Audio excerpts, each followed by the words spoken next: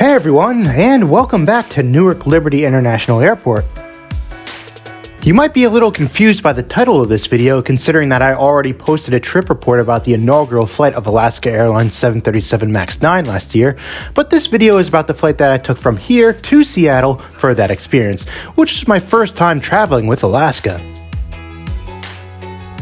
I booked this flight while things were still relatively bad for commercial air travel, and I managed to grab a one-way first-class ticket for only about $300. Needless to say, I was excited, and I even managed to snag a window seat. But then Alaska switched the plane last minute from a 737-900 to a 737-800, and I got moved to an aisle seat. Equipment changes like this happen all the time, and I was really sympathetic. Okay, that's a lie. Truth is, I was definitely annoyed, and at this point in my journey, I have to admit I had it out for Alaska. I know you think I'm probably just being a big baby, but I'm an av geek and I love my window seat. Alaska Airlines has great customer reviews, but I was in a bad mood and I figured that this flight probably wouldn't be any better than the first class trip that I took with United 2 weeks earlier to Denver aboard their own 737-800. I mean, I enjoyed my trip with United, and both planes have the same armchair style seats, so how much better could one airline be than the other on a long domestic flight using the same plane? So I'm gonna do a little comparison of these two flights to see if Alaska Airlines is really worth all the hype. First impressions, yes. This seat is very similar to the one that I had with United, but with one major difference. This one has a lot more legroom. There were 16 first-class seats on the 737 that I flew on with United, but Alaska only outfitted this plane with 12, and as a result, this narrow body has a seat pitch of 41 inches, while my seat with United only had 37 inches of pitch. Don't get me wrong, I still enjoyed all the legroom with United, but it was even better with Alaska. Also, Alaska doesn't have seatback IFE screens, but United does on some of their planes. I'll go into this a little bit more later in the video. As I've mentioned a few times now, my seat with Alaska was the typical, nice and comfy armchair style seat that you'll find in the domestic first class cabins of a lot of US carriers. You had universal outlets in the center console, a spacious seat back pocket, a tray table that pulls out from the armrest, and a separate little ledge for drinks. All features that my seat with United had as well. An element that's completely unique to Alaska Airlines though, aside from the generous legroom, is how they've decorated their cabins with these amazing native Alaskan patterns. Sadly, they didn't include these on their new 737 MAXs. Once the cabin doors were closed, the friendly flight attendant greeted everyone, and we got on our way.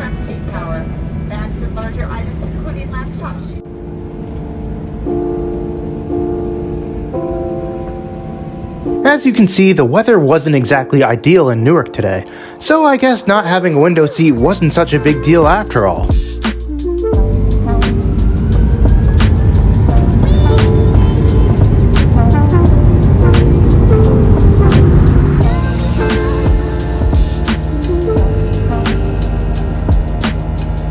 Once we got up in the air, water started to leak out of one of the overhead bins. I'm not sure what caused it, but the exact same thing happened on a separate United flight that I took the day after my Denver trip. I'm not saying it was the fault of either airline or an aircraft issue, it was just a funny coincidence, although I'm sure the guys who got drenched with water didn't find it so funny. Both airlines began the in-flight service with a drink of your choice, and I was able to order complimentary beverages throughout both flights. Later, the meals were served. Alaska offered a cheese plate or a cold sandwich, while United gave everyone the option of a warm chicken sandwich or a cold vegetarian option. I know it doesn't look like much, but the United sandwich was pretty good, and I really appreciated having a warm meal.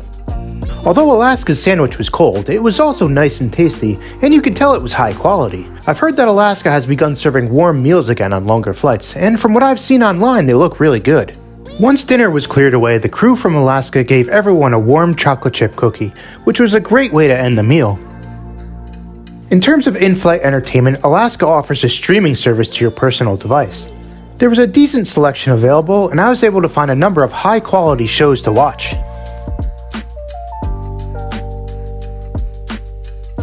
As I mentioned earlier, there were seatback IFE screens on my flight with United. However, the screens were pretty small and only offered DirecTV, which means that there weren't any on-demand options and you couldn't pause what you were watching, etc.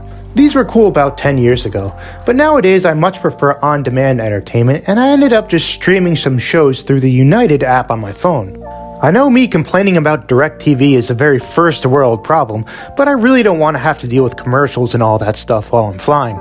Both airplanes had a lavatory in the front of the cabin that was reserved for first-class passengers, and there really wasn't anything particularly noteworthy about either of them. As we got closer to Seattle, the flight attendant let everyone choose something from the snack basket. And it was about this time that I had to grudgingly admit that my experience flying with Alaska Airlines today was definitely better than my previous flight with United.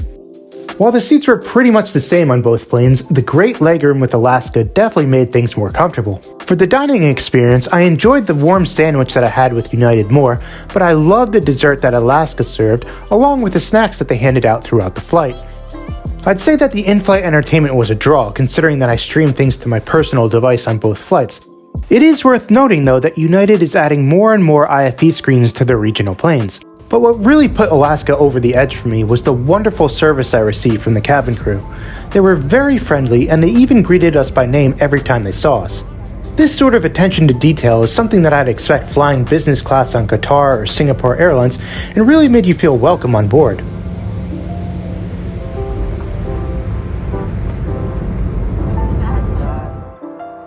The service was also very good with United too, but Alaska just took it to a different level. Both of these flights were on older planes with older cabin configurations that both airlines are phasing out. I've already flown on United's new first class on their 737 MAX, but I haven't experienced Alaska's yet.